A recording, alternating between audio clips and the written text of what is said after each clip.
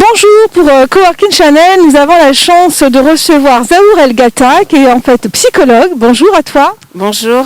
Alors nous, on avait déjà eu la chance d'avoir fait justement un live pendant le confinement, le début du confinement, pour parler justement des difficultés qu'on pouvait vivre, puisque c'était quand même inédit ce confinement. Et tu nous as accompagnés et donné quelques conseils.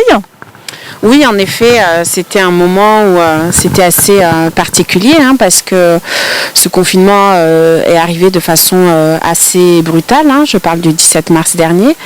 Et il a pas mal saisi et sidéré un bon nombre de la population. Et moi, ce qui m'en ressortait, en tout cas comme conclusion, c'est que ce confinement et le traumatisme de l'annonce, le traumatisme de cet isolement social sans précédent est venu révéler les fragilités de chacun dans ce contexte qui les a aussi catalysés.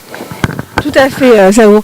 Alors aujourd'hui, on a encore fait appel à tes services parce que on est au mois de novembre, on est déjà à la deuxième vague du confinement. Et donc le 25 novembre, on sait que c'est la journée internationale de lutte contre les violences faites aux femmes. Et on avait un petit peu abordé lors donc de ce live justement l'augmentation des violences faites aux femmes, du fait qu'elles sont enfermées chez elles. Et aujourd'hui, on voulait vraiment consacrer cette journée aux violences faites aux femmes, du fait que toi, c'est quand même un dossier que tu as beaucoup traité. Alors en effet, le confinement, comme je disais, est venu révéler les vulnérabilités de chacun, les fragilités.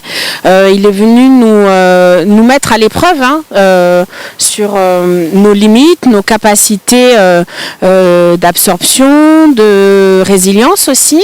Et on a vu le chiffre des violences intrafamiliales augmenter, notamment le chiffre des violences conjugales, étant donné que les deux conjoints se retrouvaient enfermés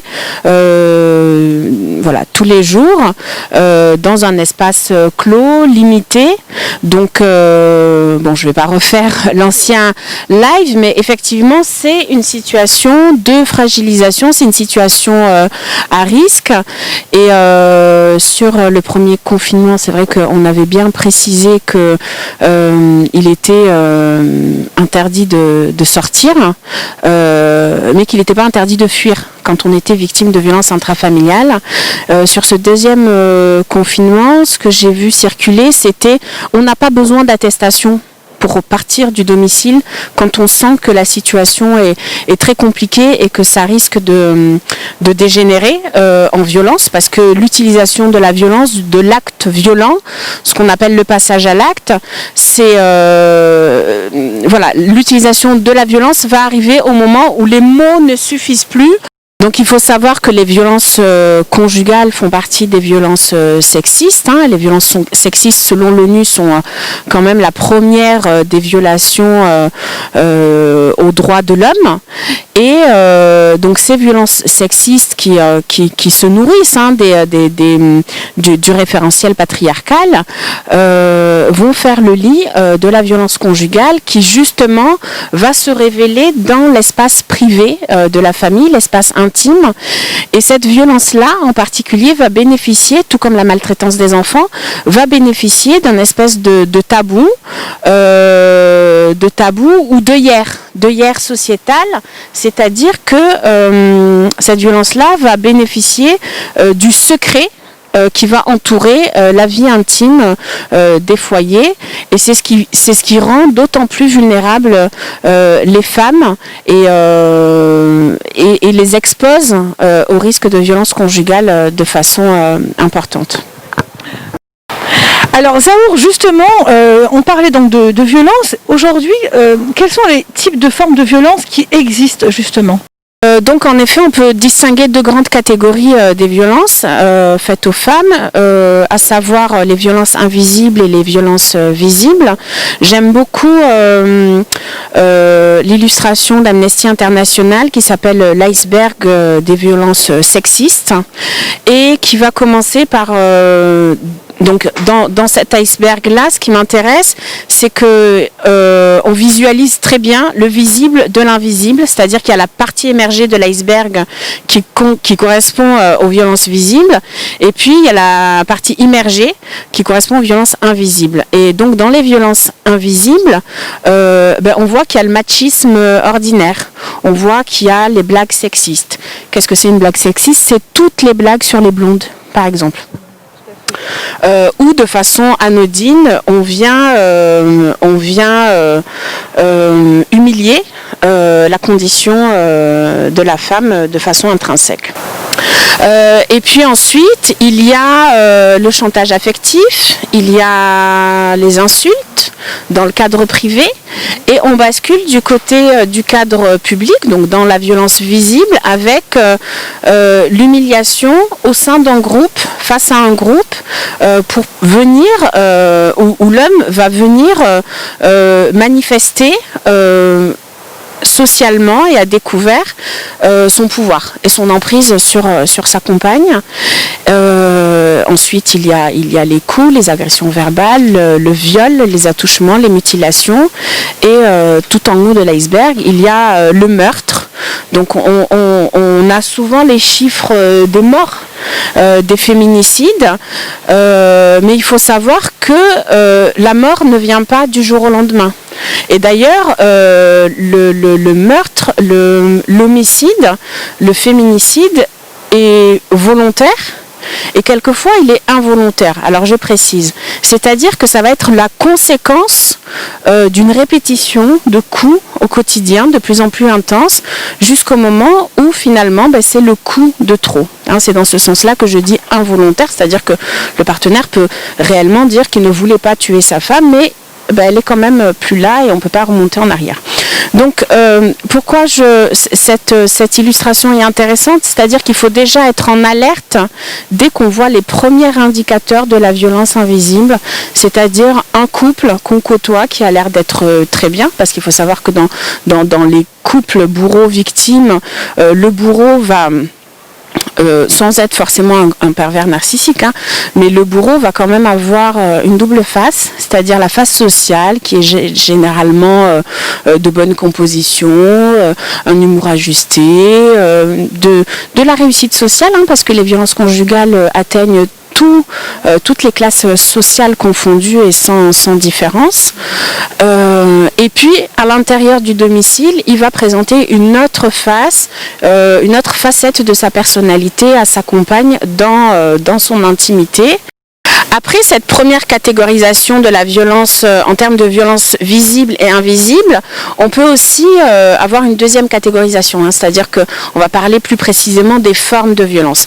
Donc quand on parle de violence conjugale, quand on parle des femmes victimes de violence conjugale, on parle souvent de la femme battue. Il y a un terme qui était très utilisé, c'était la femme battue. Or, on a arrêté d'utiliser ce terme-là parce que la violence faite aux femmes n'est pas que physique. Ça ne passe pas forcément que par des coups.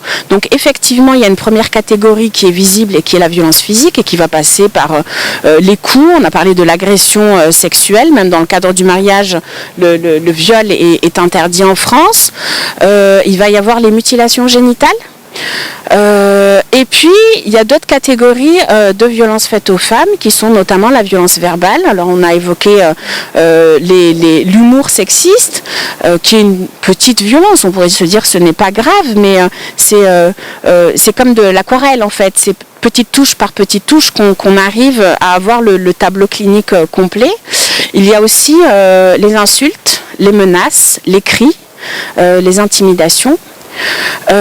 Troisième forme de violence, c'est la violence économique. Alors on n'en parle pas beaucoup, mais effectivement, le fait de maintenir la femme dans une situation de dépendance économique, c'est le lit de la violence économique qui va être le contrôle par le biais économique. Une personne qui n'a pas d'argent, ne serait-ce que pour payer son ticket de métro ou son ticket de bus, ne peut pas partir. Une personne qui n'a pas 10 € pour pouvoir s'acheter un sandwich ne peut pas partir.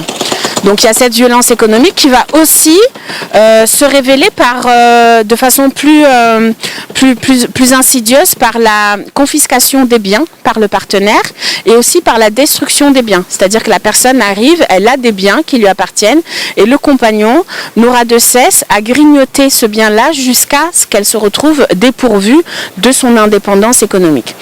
Et dernière dimension qui me concerne en premier lieu, les violences psychologiques qui vont passer par justement cette notion d'emprise, de menace, d'humiliation, de mépris, toutes ces petites choses du quotidien. Alors quand je dis des petites choses, c'est les petits actes, les petites paroles qui vont venir saper l'estime de soi et qui vont saper la capacité à penser aussi de la femme au point qu'elle devienne l'objet de son compagnon, j'ai envie de dire même l'objet inerte dans le sens où elle n'est plus en capacité de penser à sa propre survie. Donc dans les violences psychologiques, on va retrouver justement le dénigrement et puis toutes les injonctions paradoxales. Donc c'est les ordres contradictoires qui vont venir complètement paralyser la capacité de penser de la femme victime de violence. Et on parlera tout à l'heure des cycles des violences conjugales, mais justement dans le transfert de responsabilité, le bourreau va réussir à convaincre sa victime qu'elle est responsable. Et on parle du transfert de responsabilité, qu'elle est responsable des crises et du coup de la violence qu'elle subit, car elle n'a pas su anticiper la crise. Et donc dans cette notion de transfert de responsabilité, la victime est supposée toujours penser à désamorcer les bombes pour éviter les crises. Voilà. Oui, donc c'est incroyable. Non, mais c'est incroyable. Ça veut dire qu'elle est toujours en fait dans la culpabilité, la victime, d'une certaine manière. Alors en effet, la culpabilité, c'est un des facteurs renforçateurs de l'emprise psychologique du bourreau sur sa victime. C'est ce qui est à l'œuvre dans les rapports de domination homme-femme. Donc quand on parle de la violence faite aux femmes, de la violence intrafamiliale, violence conjugale, il ne faut vraiment pas oublier que c'est une violence particulière qui fait partie des violences sexistes.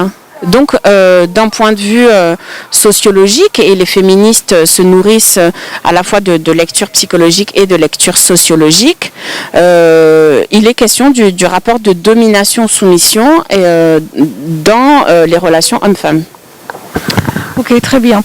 Alors justement, j'allais vous poser une question, mais vous avez d'une certaine manière répondu. Finalement, quelles sont...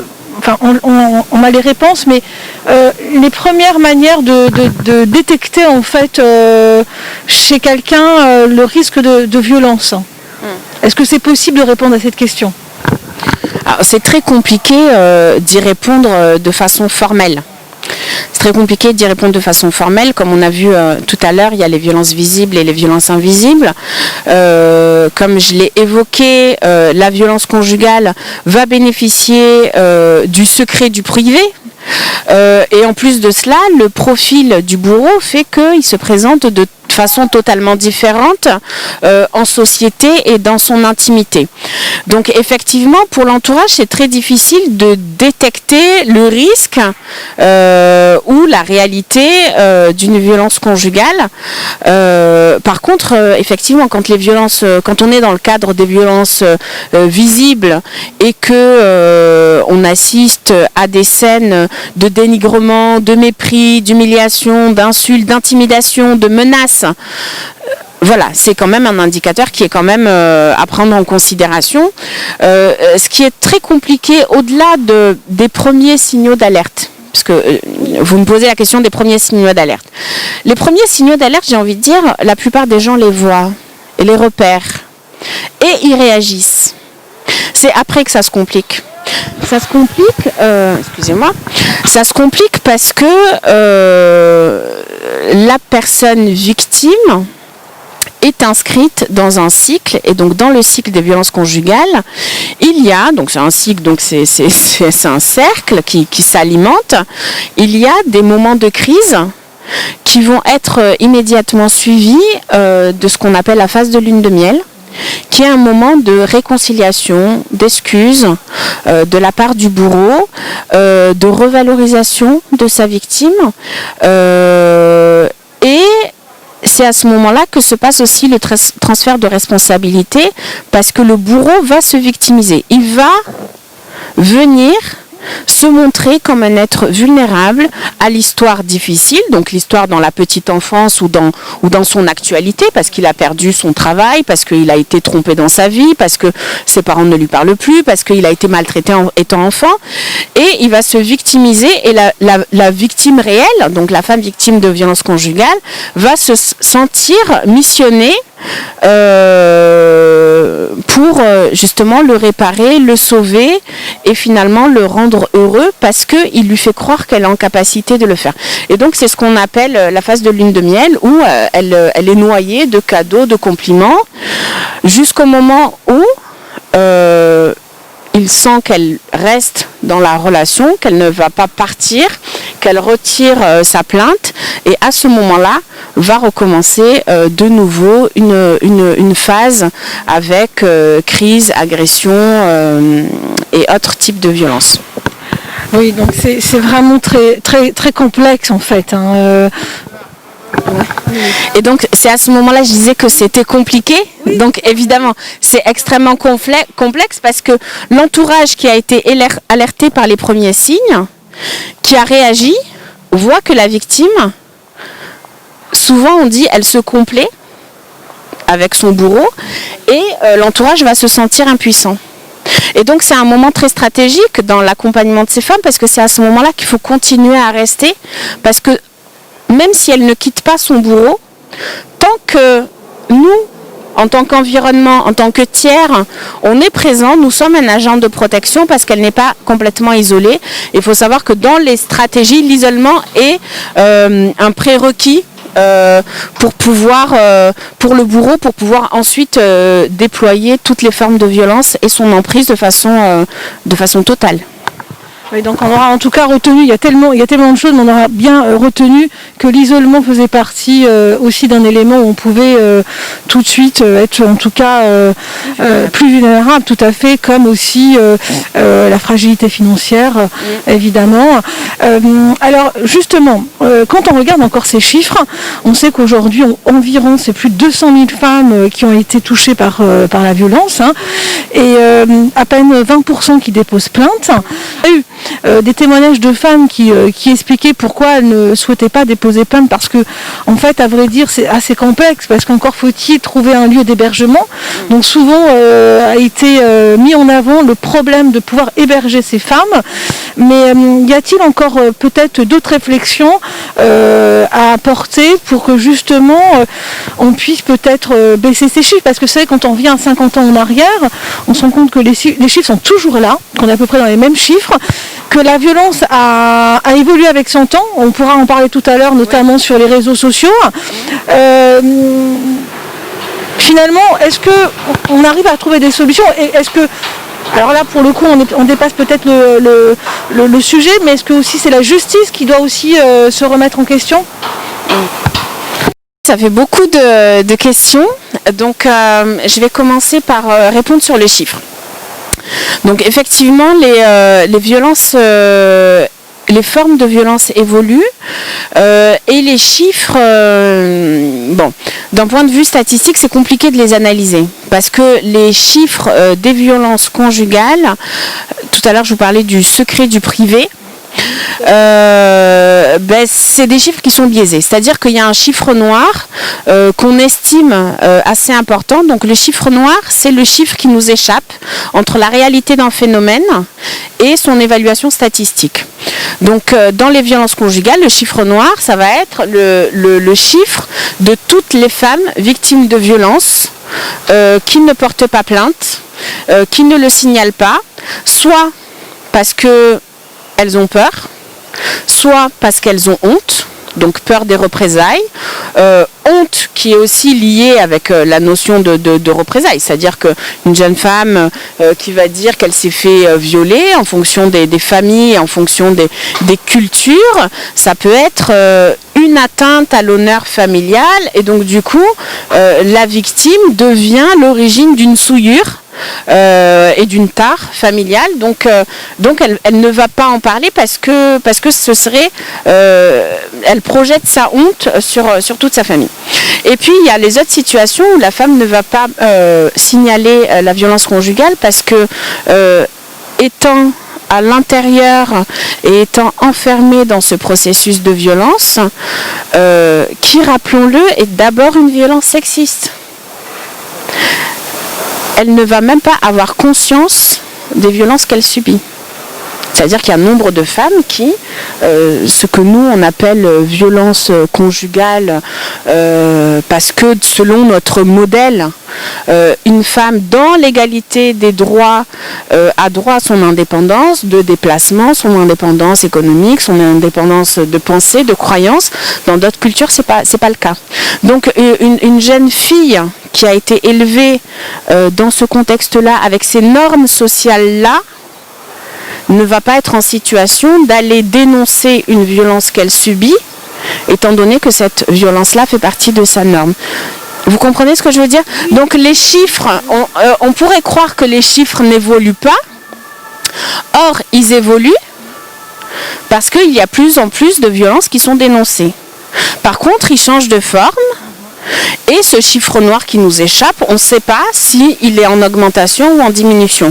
On suppose qu'il est en diminution dans le sens où il y a des points de relais beaucoup plus présents aujourd'hui qu'il y a 50 ans, auprès de son médecin généraliste, auprès de son pharmacien, auprès des lieux de socialisation, pour les jeunes mamans dans les centres PMI, c'est-à-dire qu'il y a beaucoup de centres relais qui permettent de transmettre l'information à la femme victime de violence qu'elle a des appuis, qu'elle a des personnes ressources, des institutions ressources qui peuvent lui permettre de préserver son intégrité physique et son intégrité psychique. C'est-à-dire que tous ces relais vont venir motiver la possibilité pour la femme de se mettre en sécurité en dehors du foyer. Parce que dans la violence conjugale, ce qui est complètement paradoxal, c'est que l'intérieur du foyer, qui est censé être le lieu de sécurité, un foyer c'est chaud, c'est coucounant, et c'est censé être le lieu de sécurité, l'endroit où on peut poser les armes et se reposer, se laisser aller. On a tous cette image on rentre à la maison, on enlève le manteau, on enlève les chaussures et on souffle parce qu'on est chez soi et on est bien. Or, pour les femmes victimes de violences conjugales, le foyer, c'est le lieu du danger. Écoutez, oui, c'était important de parler de cela et revenir justement sur les nouvelles formes de violence, puisque on est dans ce monde virtuel. En plus, on est dans cette phase de confinement, donc les réseaux sociaux. Aujourd'hui, on a aussi beaucoup de plaintes d'harcèlement. On parle de cyberharcèlement et particulièrement toujours faites aux femmes. Peux-tu en parler justement? Écoute, merci pour cette question. Parce que effectivement, les nouvelles technologies vont amener des nouvelles formes de violence qui n'existaient pas avant, nouveaux, mais tout à fait réels, et chez les adolescents et chez les adultes.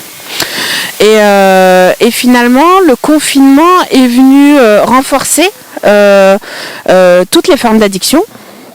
Qu'elles soient alimentaires, l'usage et la consommation des drogues, et aussi les addictions aux écrans, que ce soit la télé avec les sites comme Netflix, tout ça où il y a des films, et également les réseaux sociaux. Et donc il y a pas mal de personnes qui sont isolées, des mamans isolées, des trentenaires, quarantenaires isolés qui se sont retrouvés en tête à tête avec leur écran et la possibilité de s'échapper, vu qu'on ne peut plus aller boire un café avec des copines, se balader dans les parcs, sortir en boîte, aller à la bibliothèque, au théâtre, au musée. Elles se sont retrouvées, mais hommes et femmes, et quel que soit l'âge, face à l'écran avec cette possibilité d'un échappatoire.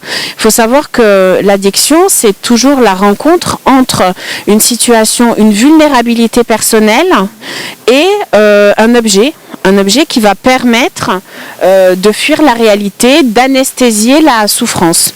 Donc effectivement, la technologie fait qu'il y a une nouvelle possibilité de violence conjugale ou entre partenaires, et de façon générale de violences sexistes, qui va s'opérer à travers les réseaux sociaux avec l'utilisation des groupes. Et ce qu'on a pu observer, c'est que dans cette... on parle par exemple de pédocriminalité quand on a des pédophiles qui vont venir chercher des proies sur les réseaux sociaux. On en parle souvent parce que les enfants ne connaissent pas, ils sont plutôt crédules, ils vont faire confiance. S'il y a marqué que la personne a 25 ans, ils vont penser qu'elle a 25 ans. S'il y a marqué qu'elle a 16 ans, ils vont croire sur parole. Mais il faut savoir que certaines femmes, dans des contextes sociaux difficiles, vont être également en situation de vulnérabilité, de crédibilité, dans un contexte où on n'a plus comme échappatoire que les réseaux sociaux. Ça fait un espèce de petit cocktail Molotov, et on voit que certaines femmes se font abuser. Vous me direz, abuser, il n'y a pas de contact physique, donc on ne peut pas parler d'agression sexuelle, d'attouchement, de viol. Elles sont abusées au niveau émotionnel. J'ai des patientes qui viennent me dire, je lui ai livré ma vie.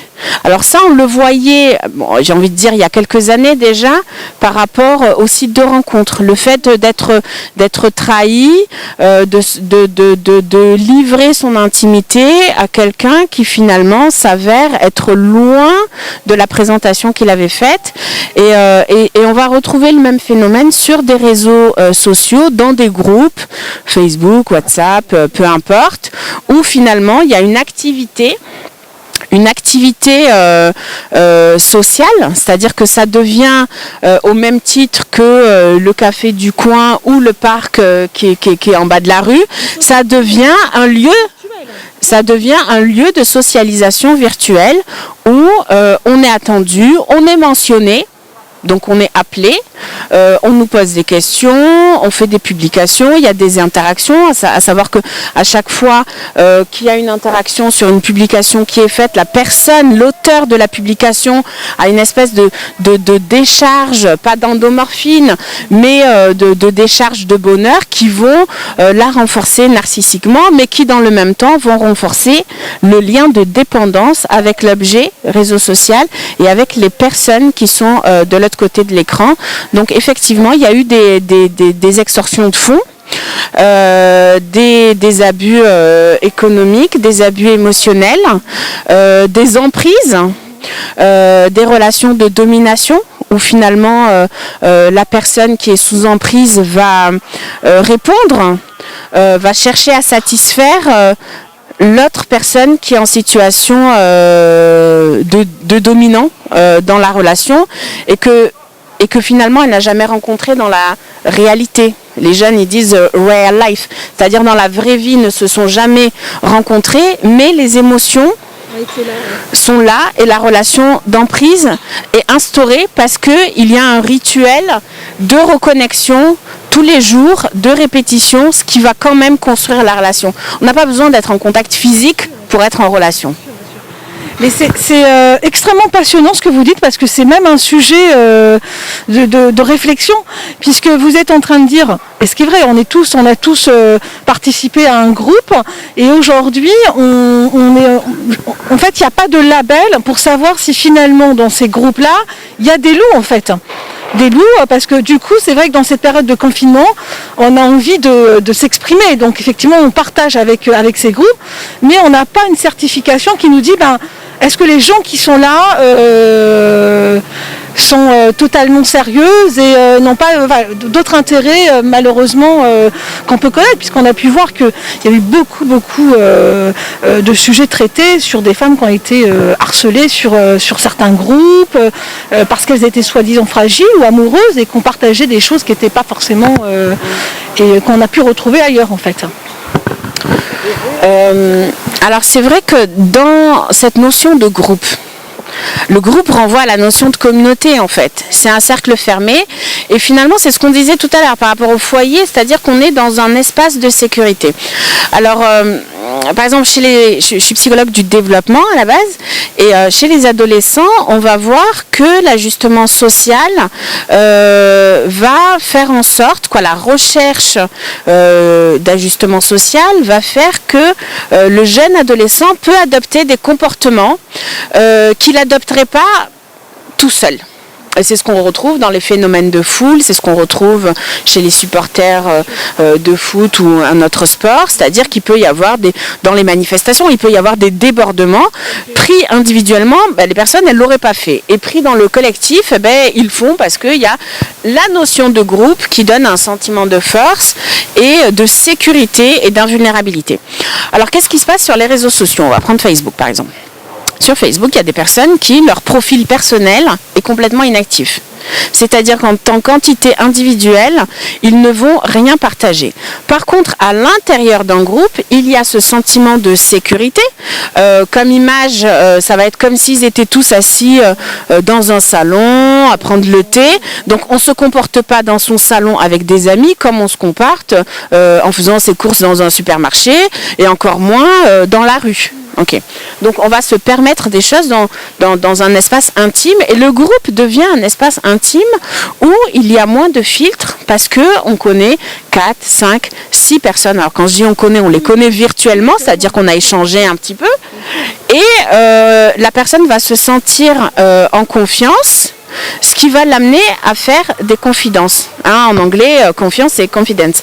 Et donc, ça va l'emmener à faire des confidences et à révéler des aspects de son intimité qu'elle n'aurait pas révélés dans un autre cadre. Personne n'est à l'abri de rencontrer un loup. Et un loup, on peut le rencontrer dans la rue, au boulot, en faisant ses courses. Et pourquoi pas sur les réseaux sociaux, c'est-à-dire que vous parliez de labels. Alors il y a des groupes qui essaient quand même pas de créer un label, mais de filtrer, de modérer, d'interdire certains types de publications. Il y a des modérateurs qui sont quand même assez investis de leur mission et qui vont quand même contrôler, checker toutes les publications et faire en sorte que ça rentre dans les règles d'utilisation du groupe. Il y a des groupes où on signe une charte d'éthique avant d'y accéder, mais la charte éthique est un contrat moral qui n'engage que celui qui veut s'engager finalement. Parce que le loup, il peut très bien signer la charte et chercher ses proies. Alors les proies, c'est qui? C'est des personnes qui vont justement, je parlais d'addiction, je fais vraiment le lien avec la cyberaddiction dans le sens où le réseau social est un échappatoire. Le réseau social vient donner à la personne vulnérable, potentiellement victime, l'occasion de fuir sa réalité, de fuir son quotidien, de fuir la lourdeur qui lui pèse tous les jours. Et notamment dans la situation de confinement, c'est-à-dire qu'un espace clos, des personnes avec qui on n'a peut-être pas envie de passer 24 heures sur 24, des enfants qui crient, qui sont jamais contents, des devoirs à faire, la pression, le patron qui est pas content, le conjoint qui peut-être est irritable. Qui est irritable, en sachant qu'on a tous notre seuil d'irritabilité qui est augmenté dans un contexte de confinement. Parce que en situation ordinaire, je me sens pas très bien, je sors, je vais faire un tour, je vais faire mon footing, un peu de shopping, je vais voir une copine, je bois un thé, on l'a déjà vu. En période de confinement, je me sens pas bien, je sens que je sature, mais je suis obligée d'être là. Donc ce qui me rajoute une pression supplémentaire et qui augmente encore mon seuil d'irritabilité. Donc les réseaux sociaux, c'est un échappatoire qui est accessible parce que, bon, évidemment qu'il y a une fracture Internet pour nombre d'étudiants et de travailleurs qui n'ont pas les capacités, mais il y a aussi une bonne couverture Internet voilà, dans les foyers et qui fait que c'est quand même assez accessible de pouvoir s'évader à travers la toile et à travers ces groupes. Bah écoutez, très bien, Zaou, parce que c'était intéressant de parler de ce sujet, parce que évidemment on est sur cette journée internationale des violences faites contre les femmes, et que c'est souvent les personnes vulnérables, les personnes les plus vulnérables, bien sûr, ce sont les enfants et les femmes. Et c'est vrai que à l'heure d'Internet, du confinement où tout le monde est connecté, peut-être qu'un jour il y aura une réflexion pour un peu modérer tous ces groupes, parce que c'est vrai qu'encore on va pas forcément citer tous les réseaux sociaux, mais eux ont plutôt bien fonctionné pendant le confinement, et de plus en plus des applications ont été rajoutées pour créer justement des salons virtuels. Et là il y a peut-être un travail de nettoyage à faire dans certains lieux en fait. Oui, alors la législation évolue avec la société. C'est-à-dire que les lois sur les fake news ne pouvaient pas exister voilà, quand les fake news n'avaient pas pris cette ampleur-là.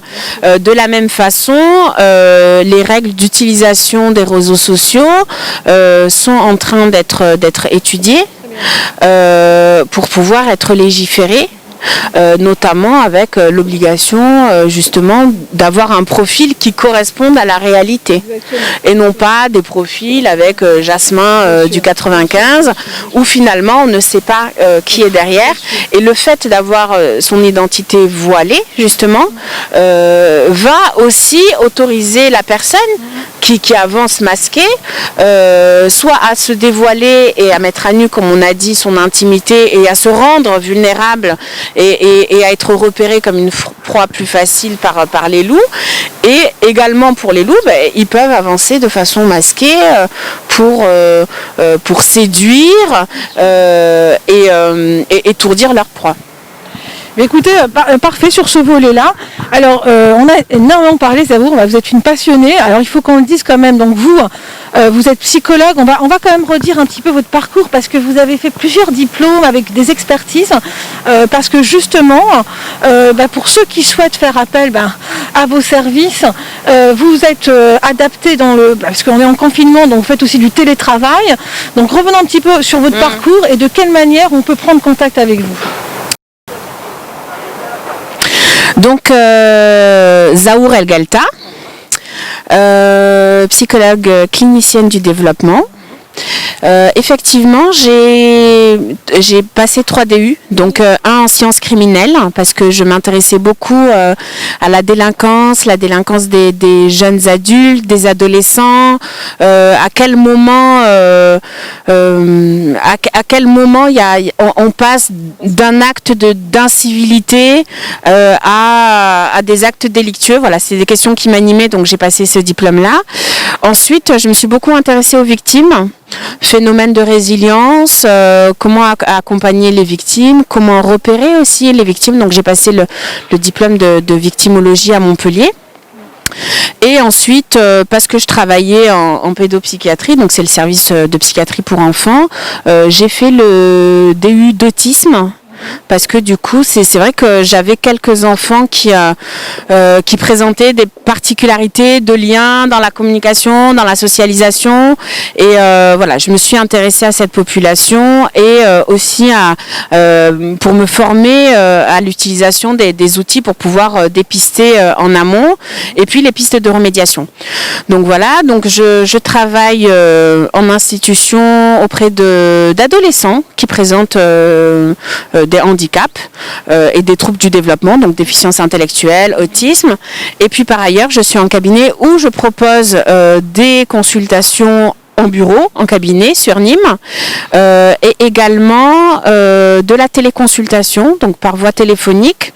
Donc j'avais commencé avant le confinement, c'est-à-dire que j'avais déjà des demandes de consultation suite à des conférences, donc du coup aux 4 coins de France, voire au-delà.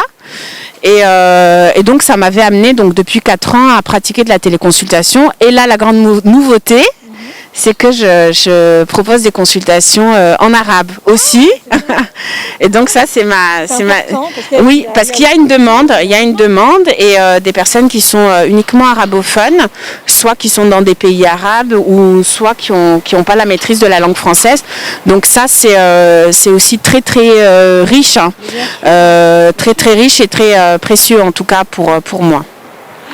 Et donc les prises de rendez-vous peuvent se faire donc au 06 60 86 45 31 et voilà, il y a un compte LinkedIn, vous pouvez aussi prendre contact avec moi ou sur ma page Facebook. Oui, Zahour, on vous retrouve assez facilement sur les réseaux sociaux, page LinkedIn. Donc vraiment, nous, on a vraiment beaucoup apprécié déjà le premier entretien. Là, on a pu répondre à beaucoup de questions, hein. Pour terminer, Zahour, est-ce que vous avez un message à nos followers, aux personnes qui nous regardent, et notamment ces femmes? Voilà, quel est votre message personnel pour terminer? Alors mon message personnel, ce serait quoi?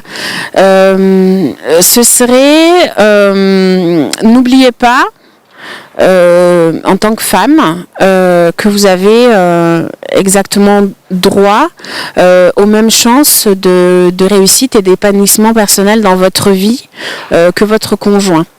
Déjà, ce serait la première chose. Deuxième chose, écoutez-vous vraiment.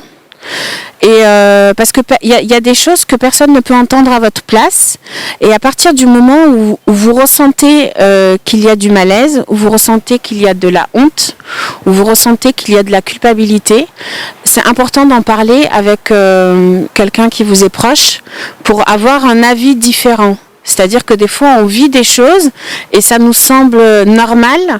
Notre cerveau enregistre que c'est normal parce qu'en fait, on lui a dit que c'était normal.